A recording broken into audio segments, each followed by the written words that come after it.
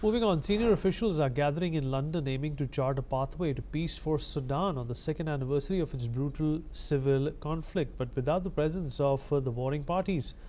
Dubbed the Forgotten War, the conflict which erupted on the 15th of April 2023 between Sudan's regular army and the paramilitary rapid support forces in a power struggle between rival generals, has created what the United Nations describes as the world's worst hunger and displacement crisis.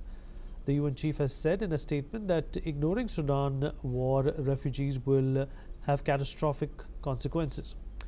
Additionally, the UN High Commissioner for Refugees, Filippo Grandi, also stressed on how important it is to address this crisis, and the world must take every step to end it.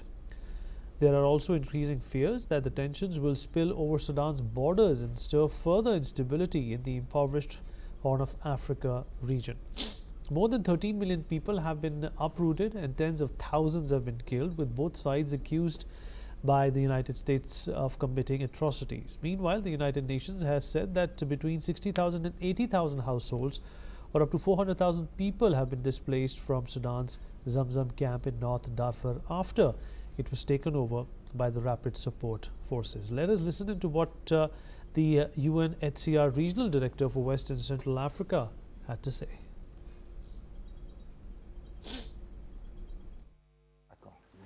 Alors, à la date d'aujourd'hui, ce qu'on a comme information, c'est qu'à peu près la crise, le conflit, la guerre a déplacé près de 13 millions de Soudanais, que ce soit à l'intérieur ou à l'extérieur du pays.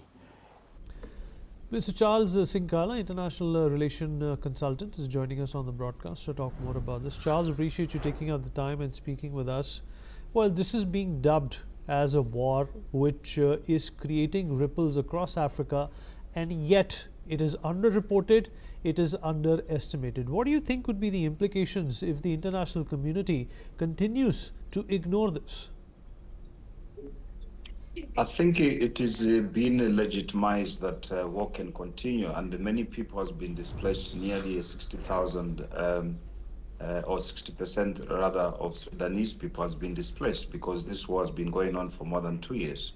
And I think the ones who has created the war, they actually are happy that their progress in terms of the agenda that they have put, or whatever their interest is in that country, has actually been flourished, because there's no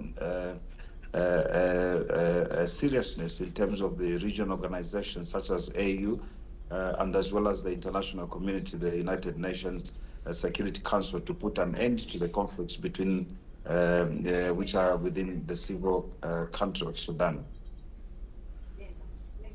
Right. Well, you know, there is obviously this huge gap that is emerging at this point in time, and the fallout in terms of human rights is also something which is being reported across international dailies. But do you think that the Americans also need to have a more proactive role in making sure that these hostilities are settled down? I think it's not only the United States of America government and Congress that they have to take very drastic steps in terms of ending the conflicts which are happening within the continent of Africa and around the world. It's the collective responsibility for all the heads of states and government, and as well as monarchs, to sit and look at these conflicts, that they are actually violating the international protocol for human rights, as many people has been displaced. Yes, we have Sudan and South Sudan that has been war for more than 2 years. I think what is happening in Sudan, it hasn't happened anywhere in the last 40 years, as people are being displaced and killed at will without any recourse of government or AU or any other organization to look after their security. Right, and do you think the United Nations also needs to do more when it comes to the condition of these refugees? 60,000 households, 400,000 people displaced at this point in time without any food or water. What more can the UN do? I think the United Nations is the largest humanitarian organization, which also consists of the World Health Organization. It also consists of the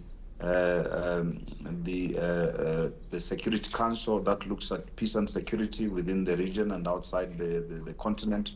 And I think it is the largest organization where there's more than 190 member states that contributes to the United Nations. And it's accustomed up to it to ensure that certain territories are free from conflict, and as well as those other third parties who are involved, who are escalating and escalating military support to these nations, stop to do so, and they might give them strict sanctions, not only continental sanctions like what they have done in certain countries such as Zimbabwe, but would like individuals who perpetrate to cause these humanitarian crises, that they may be brought to any tribunal or international criminal court to answer charges in terms of abuse to human lives. Charles, appreciate you joining us. Thank you so much. Moving on to our next important story, Harvard University is